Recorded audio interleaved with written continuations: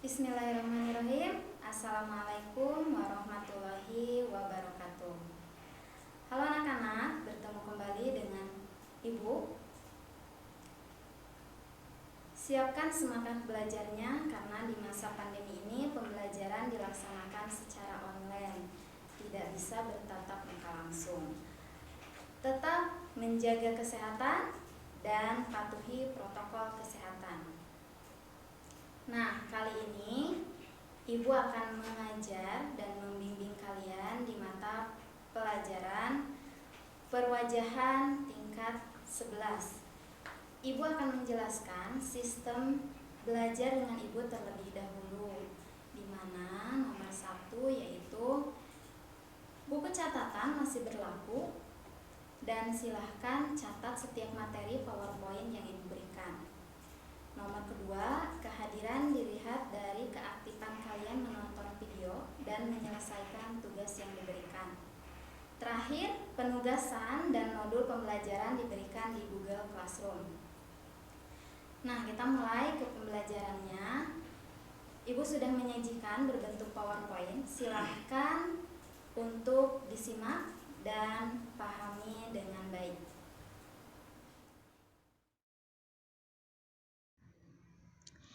Nah, sekarang kita masuk ke materi awal terlebih dahulu ya, materi perkenalan dulu. Di mana materi ini kita akan mengenal perwajahan. Apa sih perwajahan itu? Karena mata pelajaran ini adalah mata pelajaran yang pertama untuk kalian kelas 11. Jadi mudah-mudahan kalian cepat beradaptasi untuk materi yang Ibu berikan ya.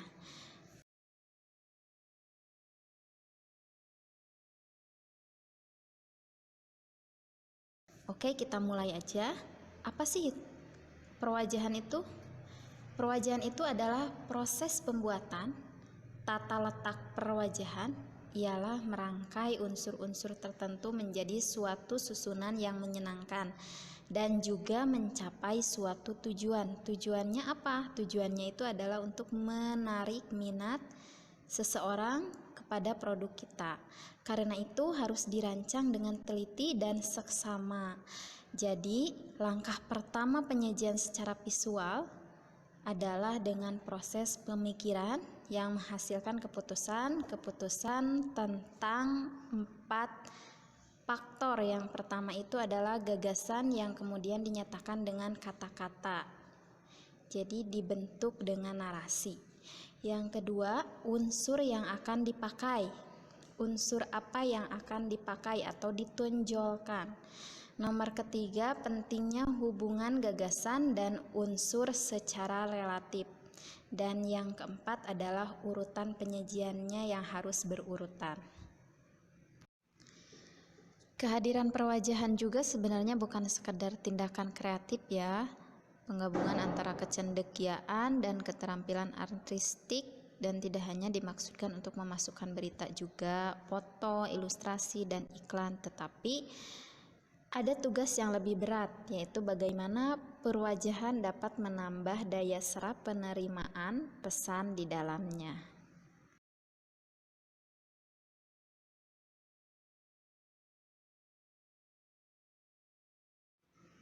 Nah, sekarang kita masuk ke materi selanjutnya, yaitu jenis-jenis tata letak atau layout.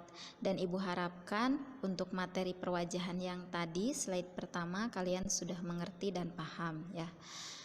Di sini, apa sih yang dimaksud dengan tata letak atau layout itu sendiri? Nah, proses membuat layout ialah merangkai unsur-unsur tertentu menjadi suatu susunan yang menyenangkan dan juga mencapai suatu tujuan.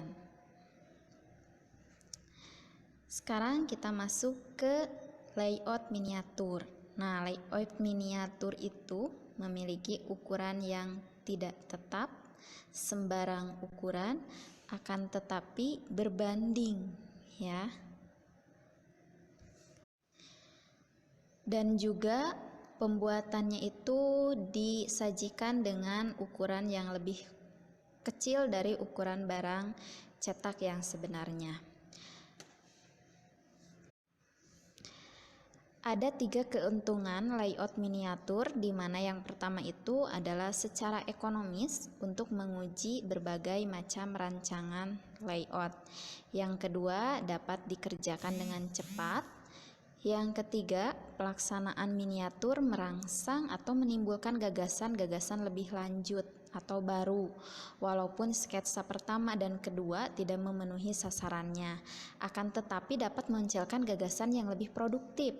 Di sini, layout miniatur memiliki penandaan yang khusus, di mana nomor 1, teknik untuk menandai jenis body atau tipografinya, teknik untuk menandai ilustrasi masuk ke gambarnya, teknik untuk menandai judul masuk ke logo type, dan nomor 4 itu teknik untuk menandai hiasannya.